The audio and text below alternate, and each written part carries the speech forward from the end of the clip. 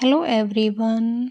आज की हम इस क्लास में डिस्कस करने वाले हैं एचटेट 2023 के पेपर को जो कि है हमारे पास लेवल 3 का पेपर। और इस वीडियो में हम सीडीपी सेक्शन को डिस्कस करेंगे। तो चलिए स्टार्ट करते हैं।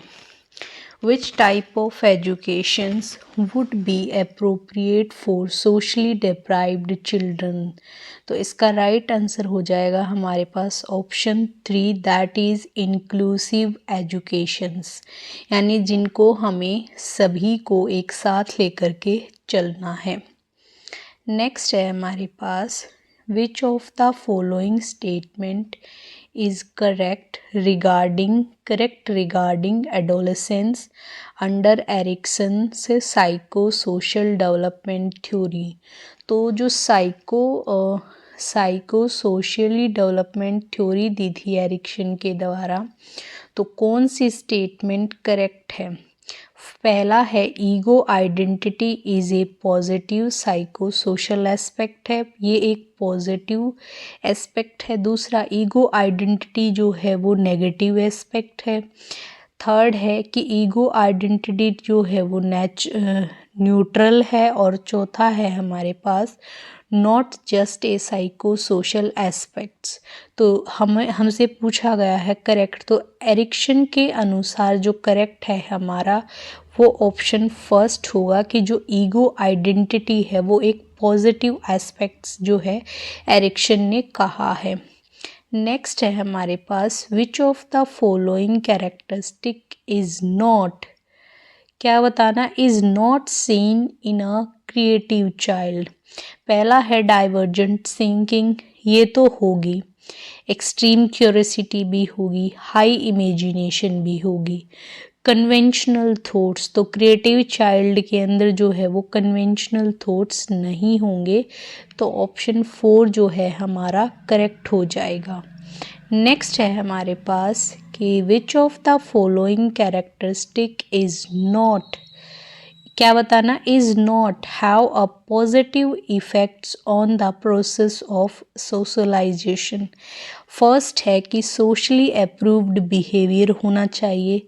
सेकंड है प्लेइंग अप्रूव्ड सोशल रोल्स होने चाहिए। थर्ड है डेवलपमेंट ऑफ सोशल एटीट्यूड, तो ये भी करेक्ट है। यहाँ पर फोर्थ में दिया है कि डेवलपमेंट ऑफ सोशल प्रीजुडाइस, ये वर्ड ही नेगेटिव आ गया यहाँ पर, प्रीजुडाइस यानी पक्ष पूर्वग्रही जो होना चाहिए। तो ऑप्शन 4 जो है इसका क्या हो जाएगा, यहाँ पर राइट हो जाएगा। नेक्स्ट है हमारे पास कि Vygotsky zone of proximal development referred to, यानी कि ZPD की बात कर रहा है। ZPD में क्या कहा था, जो MKO है, यानी कि MKO यानी मोर नॉलेजेबल ऑफ अदर की बात करा था कि बच्चा जो है किसी एक्सपीरियंस बच्चे मतलब किसी एक्सपीरियंस की मदद से जो है उस कार्य को कर सकता है। तो फर्स्ट कहा है कि what the child can do independently तो नहीं, यहाँ पर मदद लेगा वो। What the child can not do independently, कि बच्चा स्वतंत्र रूप से क्या नहीं कर सकता। अगला है what the child can do with guidance of knowledgeable person, तो के बारे में जो करेक्ट हो जाएगा वो ऑप्शन 3 जो है यहाँ पर करेक्ट हो जाएगा। नेक्स्ट क्वेश्चन है हमारे पास question number 6, if a learner does not achieve the expected performance, what type of testing is done to find out the reason find out करना है हमें, ठीक है। तो अगर हम रीज़न को फाइंड आउट कर रहे हैं तो क्या करेंगे, हम डायग्नोज करेंगे, पहले पता लगाएंगे कि क्या उसको है। फिर जब हमें रीज़न पता चल जाएगा तो हम उस चीज़ को दूर करने की कोशिश करते हैं, तो वो हमारी रेमेडी के अंदर चली जाएगी। फॉर्मल में क्या होगा, जो ड्यूरिंग हमारे पास प्रोसेस हम जो है वो करेंगे। और सबमिटी तो हमें पता है, सबमिट क्या करते हैं, असाइनमेंट सबमिट्स करवाते हैं तो कब करवाते हैं हम? एंड में सबमिट करवाते हैं। तो सबमिटिव को ऐसे याद रखेंगे कि एंड में कोई चीज़ हो रही है और फॉर्मेटिव यानी कि ड्यूरिंग कोई चीज़ हो रही है। अगला है inclusion is not confined to the disabled but it also mean no exclusion of any child. This meaning of inclusion in education has been clarified by, तो ये किसने कहा था? NCF था हमारा जो 2005 का, वो इसके नेक्स्ट है हमारे पास कि which type of changes occur in growth and development, तो किस तरीके के चेंजेस आते हैं ग्रोथ और डेवलपमेंट में? पहला है चेंज इन बॉडी साइज, यानी कि बॉडी साइज चेंज होना स्टार्ट हो जाता है। Change in body proportion, body के प्रपोर्शन में बदलाव स्टार्ट हो जाते हैं। डिसअपेरेंस ऑफ ओल्ड फीचर्स, पुराने लक्षणों का विलोपन होने लगता है। एक्विजिशन ऑफ न्यू फीचर्स, नवी विशेषताओं का जो है अधिग्रहण होता है। तो यहाँ पर ग्रोथ और डेवलपमेंट के लिए ये चारों के चारों हमारे क्या हैं? करेक्ट हैं। तो ऑप्शन 4 जो है यहाँ पर राइट हो जाएगा। नेक्स्ट क्वेश्चन है हमारे पास कि which of the following statement does not explain the positive impact of motivation on learning. तो हमें बताना है कि लर्निंग जो है नोट दिया हुआ है एक्सप्लेन नहीं करती है पॉजिटिव इम्पैक्ट ऑफ मोटिवेशन। पहला है मोटिवेशंस इम्पेयर लर्निंग बिहेवियर। क्या है पहला? Empire learning behaviour. यहाँ पर ये वर्ड जो दिया है इम्पेयर, तो हमारा यही हो जाएगा, क्योंकि मोटिवेशन कभी भी लर्निंग बिहेवियर को कम नहीं करती है बल्कि बढ़ाती ही है। बाकी सारे जो है motivation provide definite direction to learning behaviour, ये भी राइट है। Motivation energize learning behaviour. Fourth है motivation makes learning behaviour selective. Next है हमारे पास match the stages of morality with their level under the moral development theory of Kohlberg. हमें पता है कि कोहलबर्ग ने जो थे वो जो थे हमें यहाँ पर 3 लेवल्स दी थी और 6 स्टेजेस दी थी। तो कह रहा है कि गुड इंटरपर्सनल रिलेशन जो थी वो हमारे किसके अंदर आती थी? वो सेकंड लेवल में है। और इंडिविजुअल और एक्सचेंज जो है हमारे फर्स्ट लेवल के अंदर आते हैं। सोशल कॉन्ट्रैक्ट और इंडिविजुअल राइट्स ये हमारे थर्ड में आते हैं। और यूनिवर्सल प्रिंसिपल भी हमारे थर्ड में आते हैं। तो यानी ऑप्शन नंबर 4 जो है यहाँ पर राइट होने वाला है। नेक्स्ट है हमारे पास कि when the learner learn a task automatically without any desire or purpose then it is called। क्या कह रहा है कि अगर कोई लर्नर है वो अपने आप ही किसी टास्क को सीख जाता है बिना किसी एफर्ट के, तो उसको हम क्या कहेंगे? उसको हम इंसिडेंटल लर्निंग कहेंगे। ठीक है। पार्ट लर्निंग में तो क्या होता है, छोटे छोटे टुकड़े करके बड़े उसके जो भी डिफ़िकल्ट कार्य होता है उसको हम छोटे छोटे टुकड़ों में, होल लर्निंग मतलब पूरे उसमें। ठीक है। मैस्ड को मतलब सबको मैश करके जब हम सीखते हैं। विच of the following statement is not regarding biological motive, not regard true regarding biological motive. Biological motive जो होते हैं वो यूनिवर्सल होते हैं, क्योंकि बायोलॉजिकल मोटिव्स होते हैं हमारे भूख, प्यास, नींद, विश्राम। ये इनबोर्न होते हैं यानी जन्मजात हमें मिलते हैं। ये एसेंशियल होते हैं सर्वाइवल के लिए। तो option 4 they are not related with homeostatics in the individual. तो ऑप्शन 4 जो है यहाँ पर राइट हो जाएगा। क्वेश्चन नंबर 13 हमारे पास दिया है कि which of the following examination are the basis of continuous and comprehensive evaluation, यानी CCE की बात कर रहा है यहाँ पर। फर्स्ट दिया है ओरल, फर्स्ट दिया है रिटन ऑरल, बिहेवियरल और प्रैक्टिकल। यहाँ पे करेक्ट कोड बताना है, तो ये चारों के चारों जो है हमारे करेक्ट हैं, तो ऑप्शन नंबर 4 जो है इसका क्या हो जाएगा, राइट हो जाएगा। नेक्स्ट पर मूव करते हैं। नेक्स्ट क्वेश्चन हमारे पास है कि which of the following statement is not correct in reference to the intelligence test. Intelligence test के बारे में करेक्ट नहीं है। पहला है Alexander pass along test is performance test, ये तो करेक्ट है। Verbal test can be either individual और ग्रुप्स, क्या कह रहा है कि वर्बल टेस्ट जो है वो ग्रुप में हो सकता है या इंडिविजुअल हो सकता है, ये भी करेक्ट है। Illiterate people can not do performance test, देखो परफॉर्मेंस टेस्ट का इलिटरेट और लिटरेट से कोई लेना देना नहीं होता है, तो ऑप्शन जो है हमारा यहाँ पर 3 इसका राइट हो जाएगा। नेक्स्ट क्वेश्चन है हमारे पास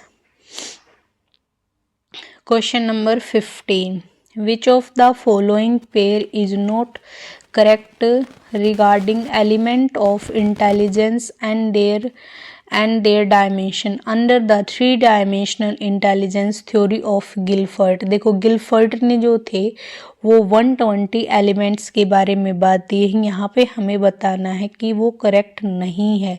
तो देखो जो हमारा क्या है इसके अंदर यूनिट, प्रोडक्ट, कॉग्निशन, ऑपरेशन और इवैल्यूएशन, ये तीनों तो हमारे क्या है, करेक्ट है। ऑप्शन नंबर 4 जो है इसके अंदर इनकरेक्ट दिया हुआ है, तो यही हमारा क्या हो जाएगा, आंसर हो जाएगा।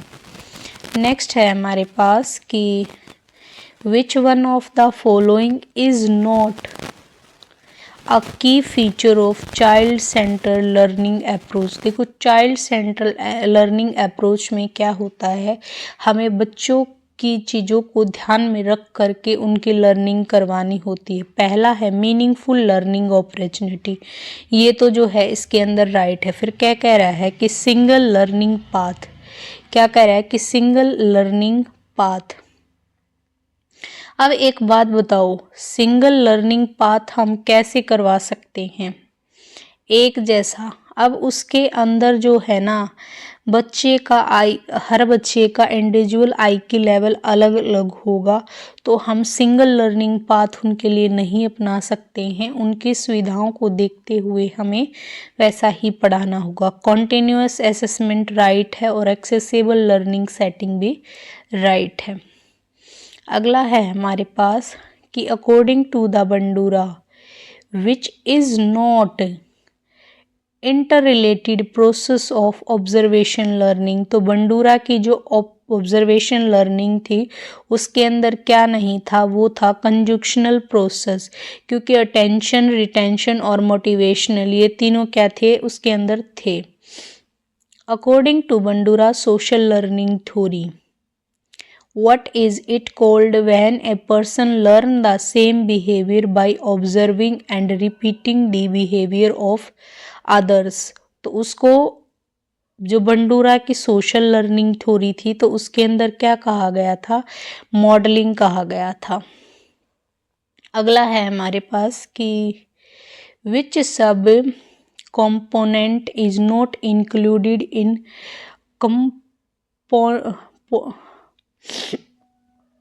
which subcomponent is not included in componential intelligence under the Sternberg triarchic theory. तो उसके अंदर हमारी क्या नहीं थी, मेटा थी, परफॉर्मेंस थी और नॉलेज थी।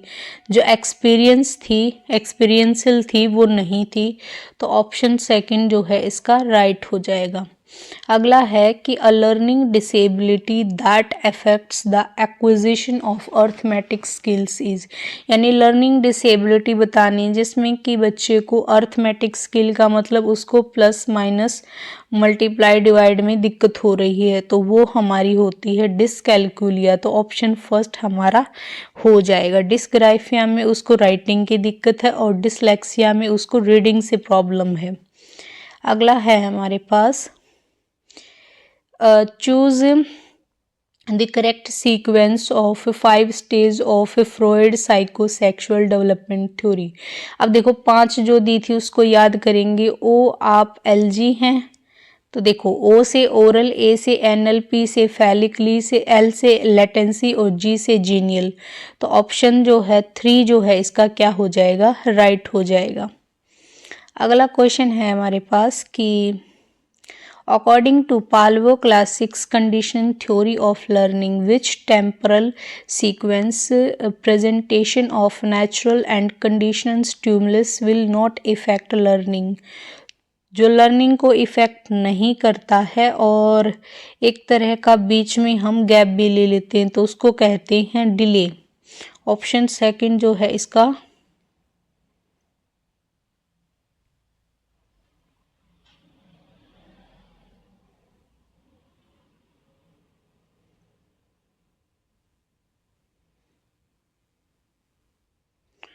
नेक्स्ट है हमारे पास कि इन विच स्टेज ऑफ प्याजे cognitive development theory does the ability of abstract thinkings and generalize. तो ये हमें पता है प्याजे की कौन सी थी, ये हमारी थर्ड स्टेज थी। ये हमारी फोर्थ स्टेज थी, फॉर्मल ऑपरेशन। तो राइट आंसर हो जाएगा हमारा 4। Which of the following educational arrangement should be made for talented students? तो अपॉर्चुनिटी फॉर इंडिपेंडेंट ये तो है, एक्सेलरेशन भी, रेमेडियल टीचिंग जो होती हैं वो क्या होती हैं, ये जो है टैलेंटेड स्टूडेंट्स के लिए नहीं होते, एनरिचमेंट प्रोग्राम होते हैं। तो ऑप्शन 3 जो है इसका राइट हो जाएगा। विच one of the following is not a principle of inclusive education. Inclusive का मतलब सबको शामिल करना।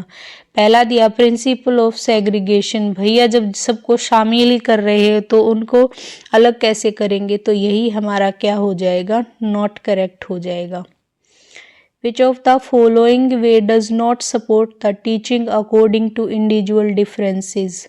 नॉट सपोर्ट पूछा गया है, किसका, इंडिविजुअल डिफरेंसेस का। लार्ज ग्रुप ऑफ स्टूडेंट्स यानी कि स्टूडेंट्स के लार्ज ग्रुप बनोगे। इंडिविजुअलाइज इंस्ट्रक्शंस ये तो करेक्ट है। करिकुलम एडेप्टेशन और नॉलेज ऑफ स्टूडेंट, तो ऑप्शन फर्स्ट जो है इसका क्या हो जाएगा, यहाँ पर राइट हो जाएगा, क्योंकि हम इंडिविजुअल डिफरेंसेस की बात कर रहे हैं तो लार्ज ग्रुप हम स्टूडेंट्स का नहीं बनाएंगे। अगला है हमारे पास कि विच is not a role of educational institution in addressing the needs of children with special need. Not role क्या पूछा है, not role of educational institution addressing the needs of। पहला है admission to school without discrimination, ये तो जो है इसका राइट है। प्रोवाइड एक्सेसिबल इंफ्रास्ट्रक्चर फैसिलिटी, ये भी सही है। Identify their special need and exclude, यहाँ पे वर्ड आ गया एक्सक्लूड। एक्सक्लूड नहीं करेंगे हम, इंक्लूड करेंगे। एक्सक्लूड नहीं करेंगे, इंक्लूड करेंगे, तो ऑप्शन 4 जो है इसका राइट हो जाएगा।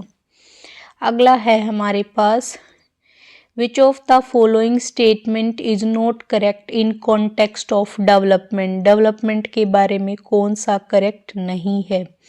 पहला दिया development is a product of maturation and learning, ये तो करेक्ट है। Later development is more critical than early development, ये स्टेटमेंट उल्टी दी हुई है, क्योंकि जो अर्ली डेवलपमेंट होता है वो ज़्यादा क्रूशियल होता है बजाय के लेटर के। Development produce from head to foot, यानी कि हेड टू फुट, तो ये सेफाकोडिकल होता है, और ये जो होता है सेंटर से पेरिफेरी, ये क्या होता है, प्रोक्सिमोडियल होता है। तो ये जो स्टेटमेंट है करेक्ट है, तो ऑप्शन जो है इसका सेकंड जो है यहाँ पर हो जाएगा।